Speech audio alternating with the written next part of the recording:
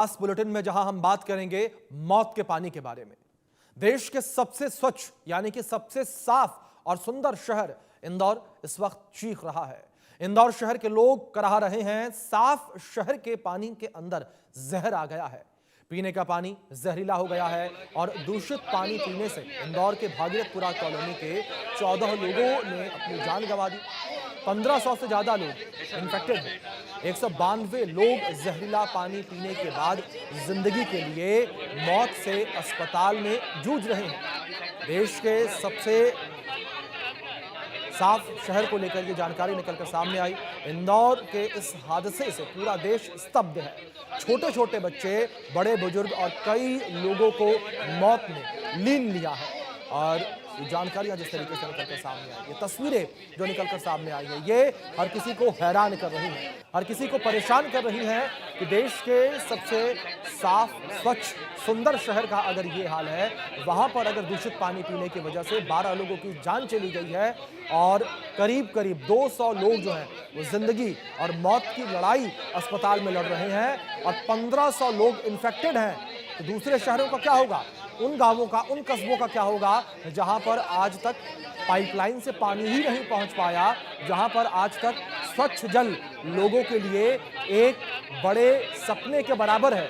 आप सोचिए क्या स्थितियां जो है वो इस वक्त पूरे देश में बन रही होंगी, किस तरीके से लोग जो हैं इस वक्त डर के साए में होंगे। लेकिन दूसरी ओर जिस तरीके से ये पूरा मामला हुआ है, इस मामले को लेकर प्रशासनिक अमला अलर्ट है। प्रशासनिक अमला कार्रवाई की बातें कर रहा है। प्रशासनिक अमला ये कह रहा है कि जो लोग इन्फेक्टेड हैं उन तक पहले मदद पहुंचाई जा रही है, उन तक इलाज पहुंचाया जा रहा है।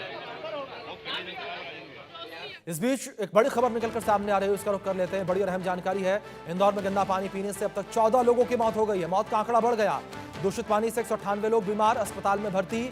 और जहरीला पानी पीने से मौत पर हाईकोर्ट ने रिपोर्ट मांगी। 2 जनवरी तक मोहन सरकार से हाई कोर्ट ने रिपोर्ट मांगी है। लापरवाही की जांच के आदेश दिए गए हैं, ये बड़ी खबर है। और जांच कमेटी गठित करने की बात भी कही गई है। ये बड़ी खबर जो फिलहाल निकलकर सामने आ रही है, जांच कमेटी गठित करने की बात जो है वो भी इस बीच कही गई है।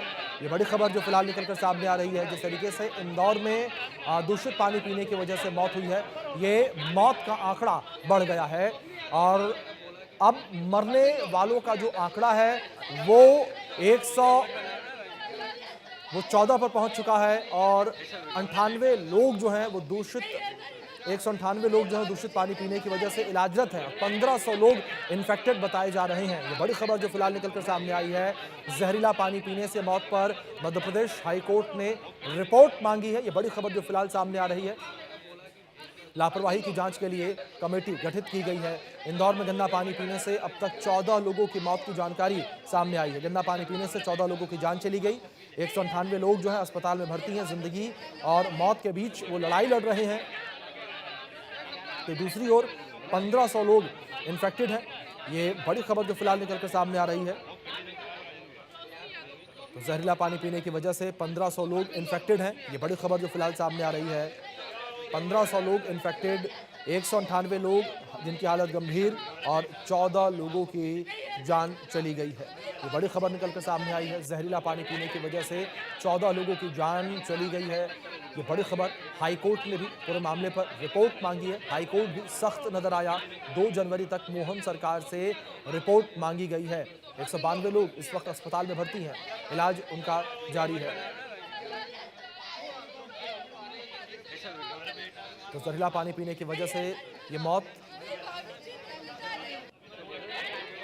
तो इस बीच गंदा पानी पीने से इन लोगों की मौत हुई, जिसमें उर्मिला यादव शामिल, जिनकी उम्र 60 साल, नंदलाल पाल 75 साल, मंजुला 74 साल और उमा कोरी 31 साल और ताराबाई कोरी 70 साल। यानी कि ज़्यादातर जो लोग मरने वालों में वो बुजुर्ग हैं, उम्रदराज लोग हैं।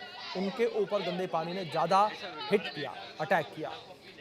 और शंकर भाया 70 साल, गोमती रावत 50 साल, सीमा प्रजापत 50 साल, जीवनलाल वरेड़े 80 साल और अवान्य साहू 5 महीने यानी कि एक नवजात की मौत भी गंदा पानी पीने की वजह से हो गई है। और संतोष वगोलिया, अशोक लाल पवार, अरविंद लिखर और सुमित्रा बाई ये वो लोग हैं जिनकी मौत गंदा पानी पीने की वजह से हुई है। आप समझिए कितना गंभीर ये मामला, जिस तरीके से गंदा पानी पीने की वजह से 14 लोगों की जान चली गई है। पूरे मामले को लेकर जांच पड़ताल की बात कही जा रही है। दूषित पानी पीने से मौत कैसे हुई है? सबसे पहला कारण गंभीर डायरिया, यानी कि गंदा पानी पीने से लोगों को डायरिया हो गया।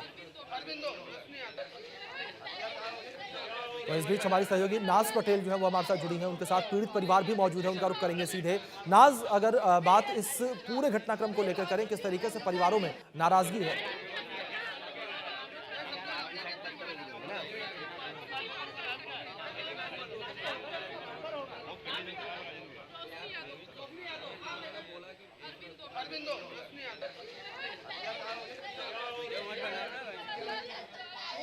तो जिस तरीके से पूरा मामला निकलकर सामने आया है, पहले से बीमार लोगों में हालत जो है ज़्यादा खराब देखने को मिली। गंभीर डायरिया जो है दूषित पानी पीने की वजह से मौत का कारण बना। जिस तरीके से 14 लोगों की जान चली गई है दूषित पानी पीने की वजह से, ये अपने आप में एक चर्चा का विषय, एक बड़ा चर्चा का विषय बना हुआ नजर आ रहा है। और लगातार लोग बड़े सवाल इस वक्त खड़े करते नजर आ रहे हैं प्रशासनिक अमले के ऊपर कि जिस तरीके से यहाँ 14 लोगों की जान चली गई है, यह अपने आप में एक गंभीर विषय है। और 14 लोगों की जान गंदा पानी पीने की वजह से चली गई है।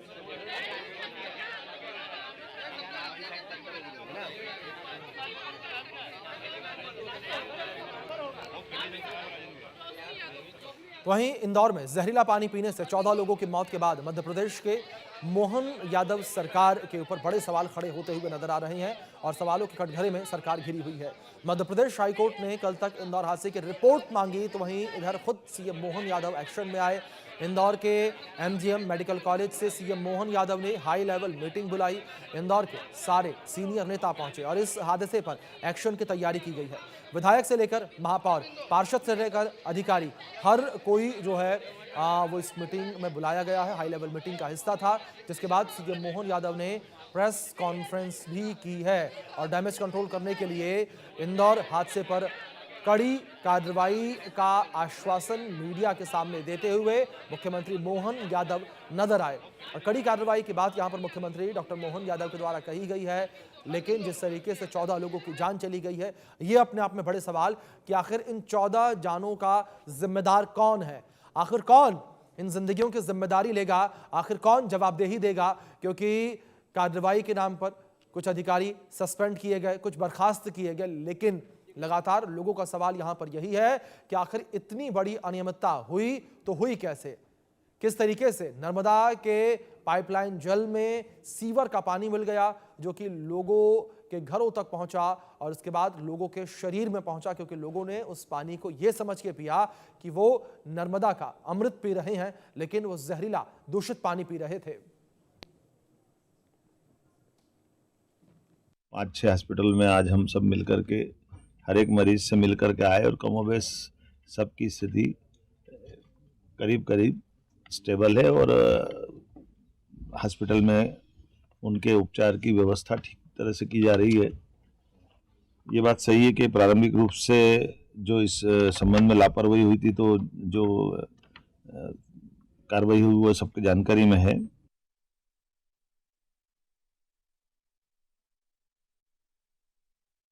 कहते नजर को लेकर कार्रवाई की बात उन्होंने कही है। 14 लोगों की जान इस गंदे पानी को पीने की वजह से चली गई है, जिसको लेकर बड़े सवाल जो हैं वो खड़े होते हुए नजर आ रहे हैं। और 14 लोगों की जान जो है जाना अपने आप में एक गंभीर ये विषय, जिसको लेकर बड़े सवालिया निशान खड़े हो रहे हैं।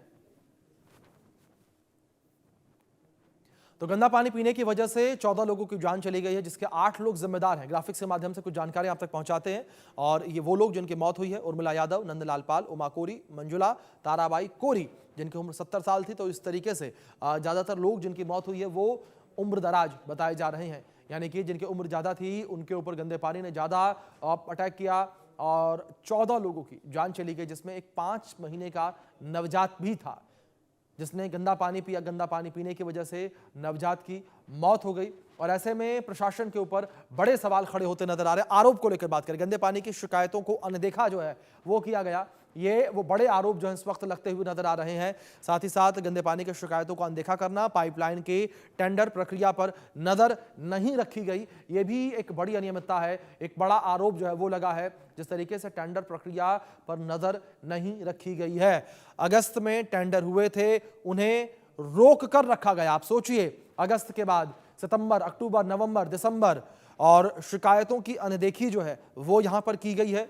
सीधे तौर पर जो शिकायतें की गई उसकी अनदेखी की गई है। ये आरोप लगे हैं रोहित के ऊपर और कमल वाघेला पार्षद हैं, उनके ऊपर 4 महीने तक इलाके की परेशानी पर तुरंत फैसला नहीं लिया। ये वहां के पार्षद कमल वाघेला पर आरोप। महापौर पुष्पमित्र भार्गव पर आरोप है कि पार्षद की लगातार शिकायतों पर भी कोई एक्शन नहीं लिया गया।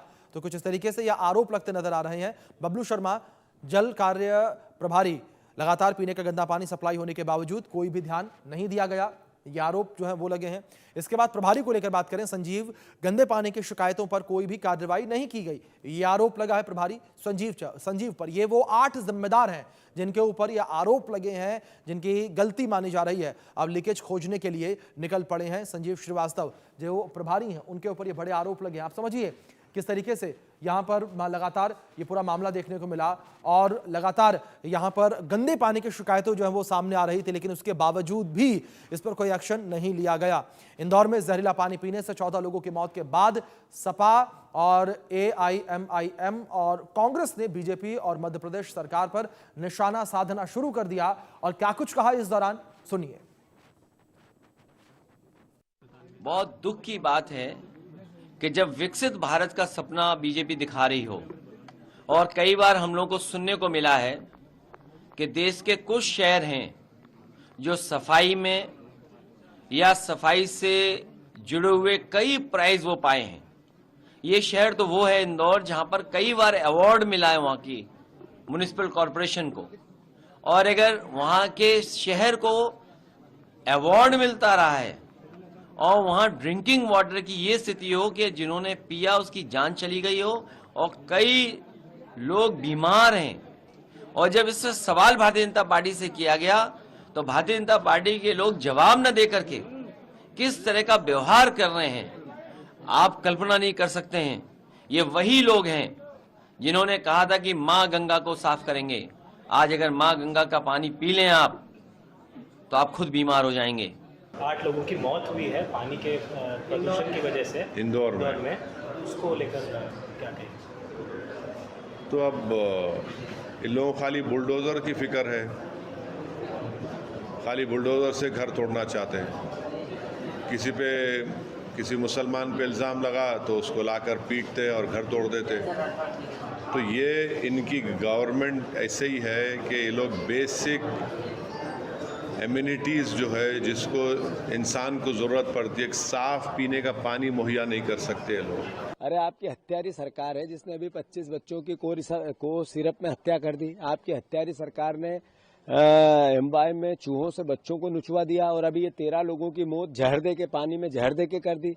और आप इस हत्यारी बात को छुपाने के बजाय सही तरीके से निर्णय क्यों नहीं लेना चाहते?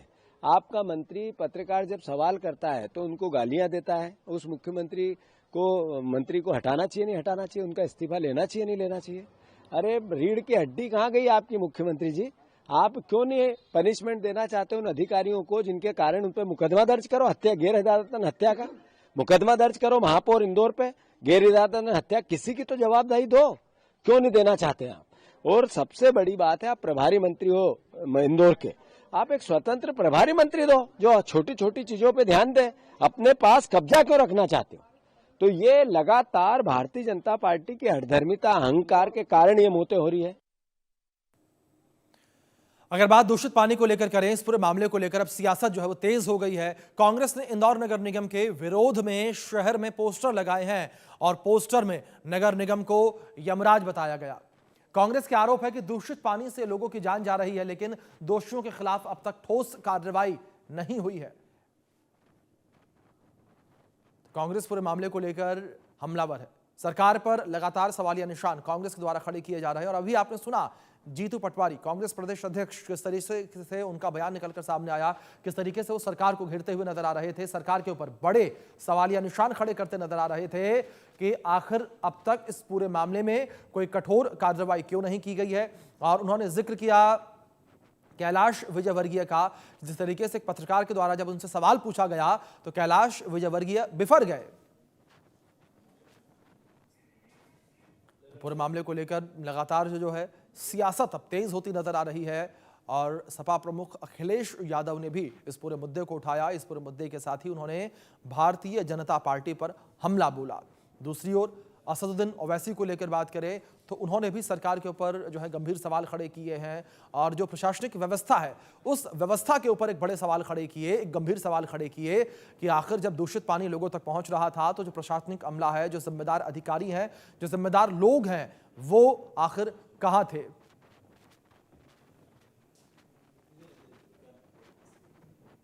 पूरे मामले को लेकर बड़े सवाल जो है वो खड़े होते हुए इस वक्त नजर आ रहे हैं कि इन 14 मौतों का जिम्मेदार आखिर कौन है और इन मौतों को लेकर कार्रवाई जो है वो किस तरीके से होगी, क्योंकि कार्रवाई को लेकर तमाम बातें जो है वो कही जा रही हैं, लेकिन कार्रवाई अभी कोई ठोस होती हुई जमीन पर नजर नहीं आई है, जिसको लेकर जो वार्डवासी हैं उनके अंदर भी नाराजगी है, क्योंकि 1500 लोग ये जहरीला पानी पीने की वजह से इन्फेक्टेड हुए। आप समझिए इन आंकड़ों को, 192 लोग अस्पताल में भर्ती जो जिंदगी मौत की लड़ाई जो है वो लड़ रहे हैं और 14 लोगों की जान चली गई है इस पूरे दूषित पानी को पीने की वजह से। तो लगातार जो मौतों का आंकड़ा है वो बढ़ता हुआ नजर आया। ये अपने आप में एक बड़ा सवाल खड़ा कर रहा है।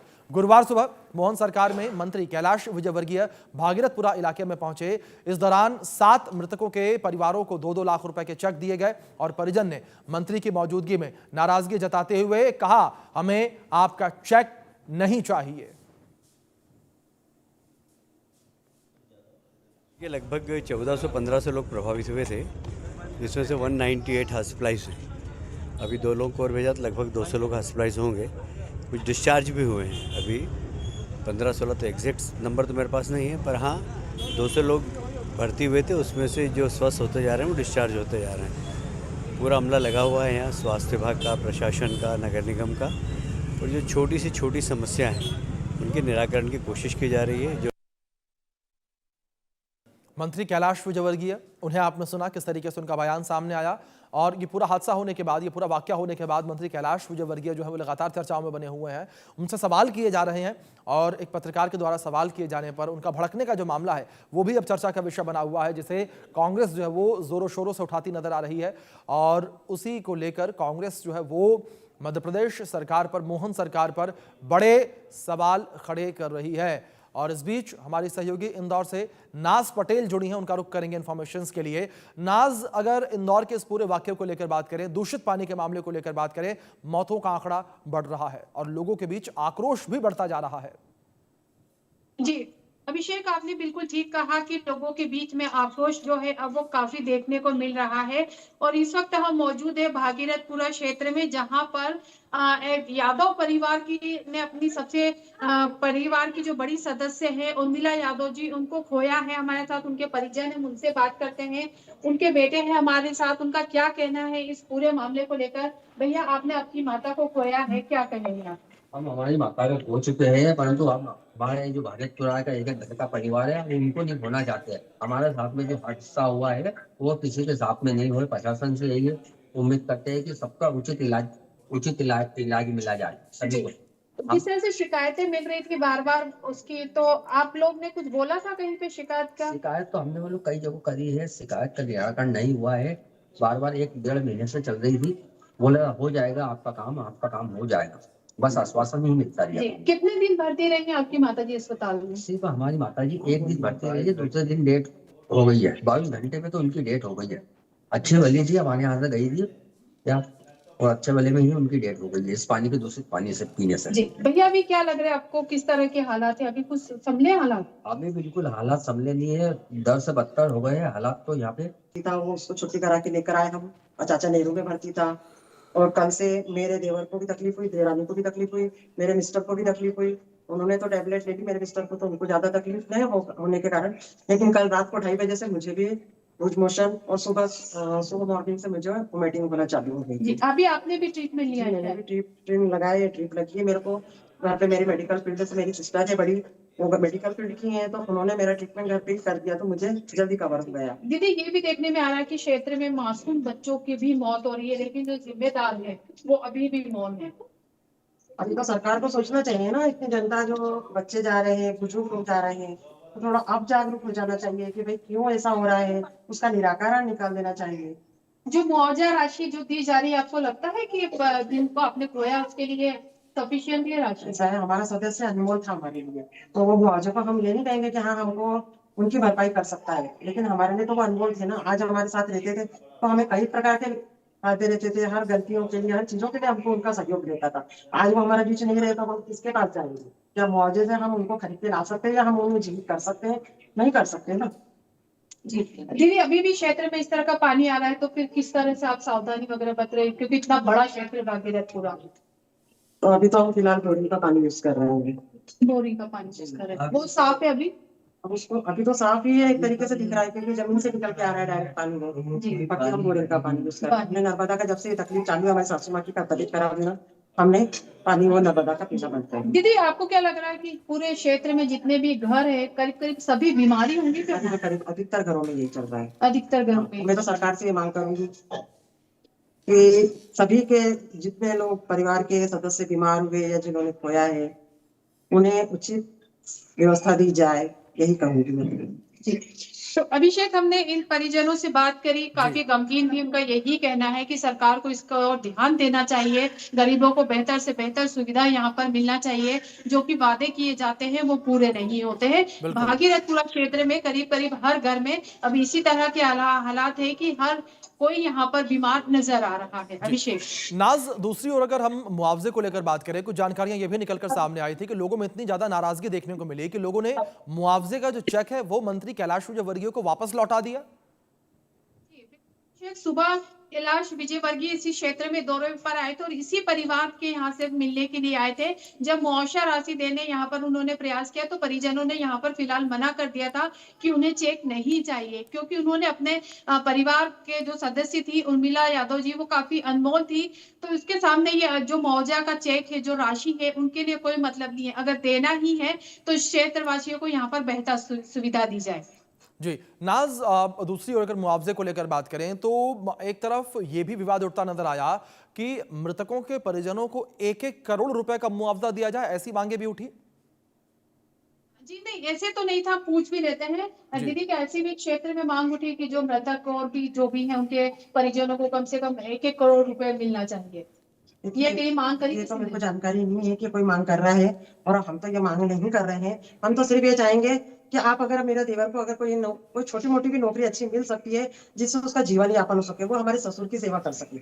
हम हमारे तरफ से जो हम बड़े बेटे होने के नाते हम जो कर रहे हैं वो हम कर रहे हैं, हमारी ननद कर रही है, लेकिन आज उनका छोटा बच्चा है ना, और हमारे ससुर कमाते नहीं है क्योंकि वो आज 80 साल के हो चुके हैं। तो हमारे देवर को अगर कोई नौकरी मिल जाती है तो कम से कम एक सहारा हो जाएगा उनको, हर महीने का एक उनकी आमदनी का रास्ता तो तैयार रहेगा। बिल्कुल अभिषेक, जिस तरह के भी हालात है, जैसे मैंने पहले भी कहा था कि ये इंदौर की एक बस्ती एरिया है, काफी निम्न स्तर के लोग यहाँ पर रहते हैं, रोजगार की जरूरत है, पीने की पानी की तो हम हालात देख ही रहे हैं कि जाहिर तौर पर लोगों के अंदर नाराजगी जो है वो साफ तौर पर नजर आ रही है। लोग इस पूरे वाकये के बाद, घटना के बाद सरकार से नाराज हैं, जिम्मेदारों से खफा है, लेकिन अब देखने के बाद यहां पर यह होगी कि किस तरीके से पूरे मामले को लेकर आगे कार्रवाई की जाती है। फिलहाल नाज, बहुत शुक्रिया आपका जुड़ने के लिए, जानकारियों के लिए, बातचीत के लिए भी परिवार से। वक्त छोटे से ब्रेक का, बने रहे इंडिया न्यूज के साथ।